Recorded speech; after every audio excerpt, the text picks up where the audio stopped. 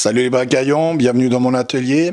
Je vous salue de la main gauche, j'espère que ça porte bonheur, tout simplement parce que je me suis déchiré les tendons au niveau du coude avant-bras, que j'ai subi une intervention à l'hôpital il y a quelques jours, et puis ça s'est pas super bien passé. Alors outre les douleurs, je peux rien faire, je peux rien serrer, rien lever, et évidemment je suis droitier. Donc je me suis posé la question comment j'allais tourner ça. Puis je me suis dit, je pourrais faire un tour de mon atelier, je l'ai jamais fait. Et puis ça vous montrera un petit peu quel outillage, quels outils, quelle place j'utilise. Et puis j'espère que ça vous intéressera. Donc on part pour faire ce petit tour. Et puis je vous reprends dans 30 secondes à l'atelier. On pénètre dans cet atelier qui au départ est un atelier de charron. Le charron était la personne qui fabriquait les roues de char et les chars, entre autres. Et puis, on voit les vestiges du passé. C'est un atelier qui se destinait plutôt au bois massif. On voit là les poulies qui fonctionnaient avec des courroies pour entraîner les différentes machines. Cet atelier possède une particularité, c'est qu'il est traversant. Et puis, à l'époque, cela permettait de faire traverser les chars d'un côté, un peu comme une chaîne de montage de voiture, et puis de les sortir de l'autre côté pour aller directement chez le maréchal Ferrand pour le cerclage des roues. On voit ici, comme je l'ai un petit peu aménagé, avec la scie radiale, ça c'est du connu, je vais pas tellement m'attarder, et puis avec plusieurs machines. On voit une petite photographie d'Alain Vaillancourt, chez qui je vais au mois de septembre, et puis on voit encore que je me chauffe au bois dans cet atelier. Voilà une vue du panneau qui est derrière mon établi, avec tous les rangements. On va en revenir en détail un petit peu plus tard. La combinée, qui est une machine importante pour mes réalisations, elle manque un tout petit peu de puissance, et puis les formats qu'on peut machiner sont réduits, mais elle est d'une bonne aide. Ensuite, on aperçoit cette mini toupie que j'avais conçue, que tout un chacun peut réaliser. Le point intéressant, c'est que le guide est évidemment réglable, et puis on le voit ici, j'ai utilisé un cric de voiture électrique pour faire monter ou descendre la fraise.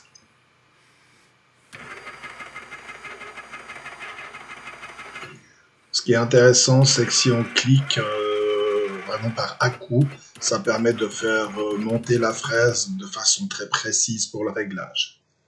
On voit ici tous les assortiments de fraises que j'utilise.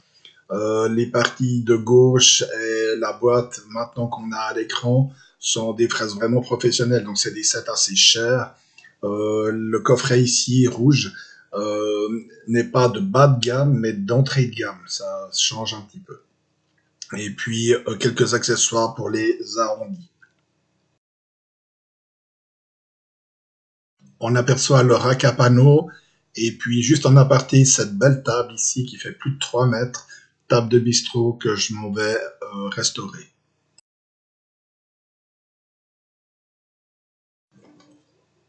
On attaque maintenant les armoires avec l'outillage électroportatif. Vous voyez qu'il y en a une certaine quantité. Et puis, on va regarder un petit peu ça de plus près. Les inévitables fraiseuses lamello avec le coffret Lamifix bleu qui offre énormément de possibilités d'assemblage. J'imagine que vous allez me poser des questions dessus.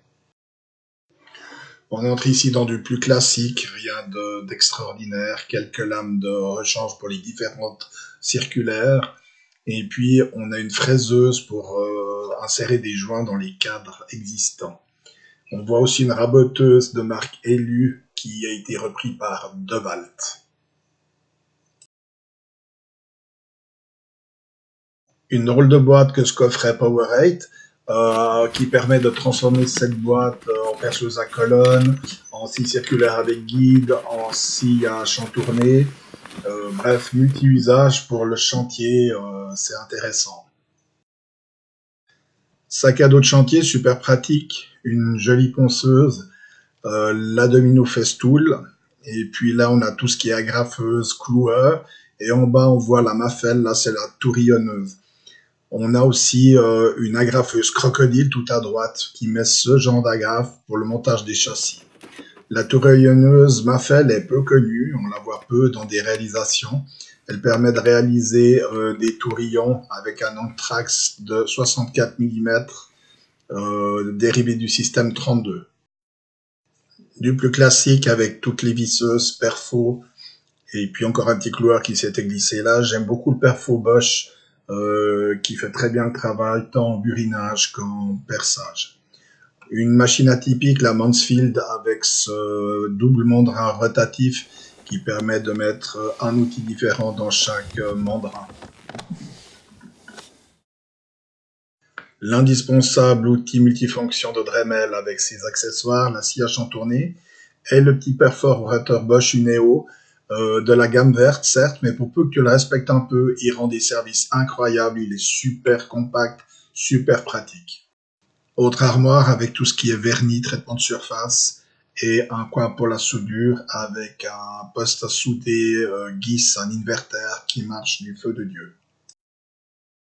Armoire avec toute l'électricité, l'électronique et l'informatique, où j'ai quelques projets en tête pour ces vieux ordinateurs qui me plaisent beaucoup. Ensuite, on pouvait le voir dans la vue d'ensemble de l'atelier.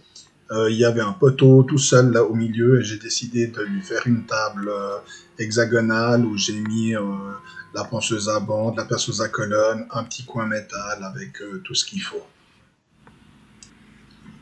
Un petit chariot mobile pour les différents profils bois et métal ainsi que les cales et les chutes de panneaux. Le vieux poêle à bois et le chariot avec les outils de serrage.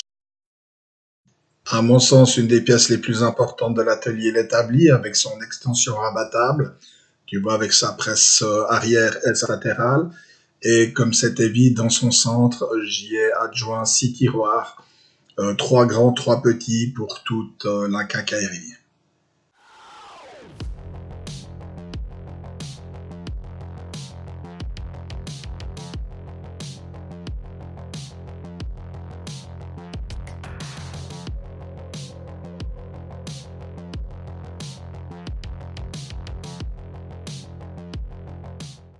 Le meuble mural à l'arrière de mon établi, détail important, il est de la même hauteur que l'établi, ce qui permet d'avoir un appui supplémentaire au cas où. On s'attarde maintenant sur le panneau mural avec ses tournevis spéciaux, ses pinces, ses clés, les rallonges d'embout, les chargeurs, la petite défonceuse, les visseuses, sauteuses, raboteuses sont des outils que j'utilise énormément, ainsi que toute une panoplie de mèches.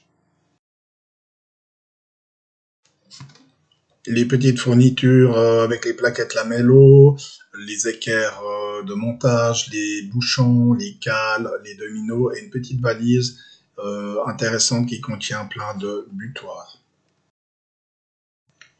Ici, tout ce qui concerne les charnières cachées type cuisine et du scotch de tout type, des chiffons, un scotch que tu reconnais bien, celui de la Shaper, et une vue sur le gabarit Wurt qui permet de s'adapter à toutes les charnières du commerce. Autre point primordial à mon sens avec l'établi, c'est évidemment la caisse à outils. Et ici, que de l'outillage de qualité professionnelle, avec des marques connues et reconnues, de grande durabilité, d'un certain prix aussi certes. Mais cette caisse a 30 ans et les 3/4 des outils qui la constituent ont cet âge-là. Un outil que j'ai ajouté au fil des années, c'est la scie japonaise d'Ozuki. Et puis, tu vois là, tous les rabots, donc les 5 rabots de la gamme Rally et le rabot à aplanir. T'as pas besoin de tous ces rabots, ça ferait l'objet d'une discussion, j'imagine. Celui que j'utilise le plus, c'est le rabot à une main et le rabot à aplanir. Les niveaux électroniques et la fausse équerre électronique pour régler la fausse équerre manuelle, pratique. On poursuit avec la visserie métrique, les rivets pop et toutes les vis anciennes et un peu de quincaillerie. En partie supérieure des articles pour la finition, avec entre autres le pistolet à gicler du vernis, toutes les finitions, huile, cire, teinture, lasure, etc.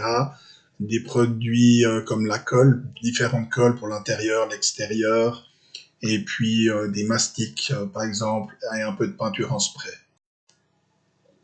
Quelques niveaux de différentes grandeurs, toujours utiles. Une étagère à vis bien pratique avec un grand choix, vis classique, vis pour les fenêtres, vis de réglage, des tampons, des chevilles. Et ici, on aperçoit des cales en moquette qui sont bien pratiques quand tu as des éléments finis ou semi-finis pour ne pas les abîmer quand tu les retournes sur ton établi.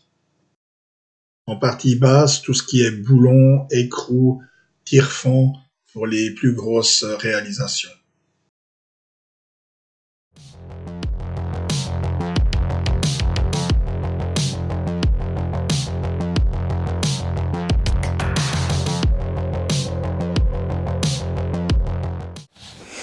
Que retenir de la vidéo du jour?